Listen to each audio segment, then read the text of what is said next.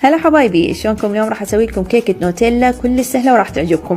اول شي عندي هنا 3 بيضات، بعدين راح اضيف لها نص كوب من النوتيلا وشوية فانيلا واخلطهم. بعدين راح اجيب لها كوب من الحليب سال واخلطهم شوية. بعدين اجيب كوب ونص من الطحين وملعقة كبيرة من البيكنج باودر وايضا اخلطهم، والخليط يصير جاهز عندي. بهالحالة راح اضيفه بالقالب الكيك اللي عندنا. القالب يكون مدهون طبعا، وراح ادخله الفرن درجة حرارة متوسطة. راح اشغله بس من جوا، بعدين يكون جاهز عندي. مثل ما تشوفون زينته هنا بالنوتيلا. اذا تحبون ويا النوتيلا تخلون تذوبون قشطة بعد براحتكم.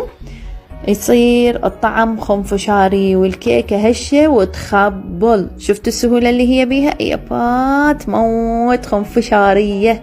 اتمنى عجبتكم حبايبي. باي باي.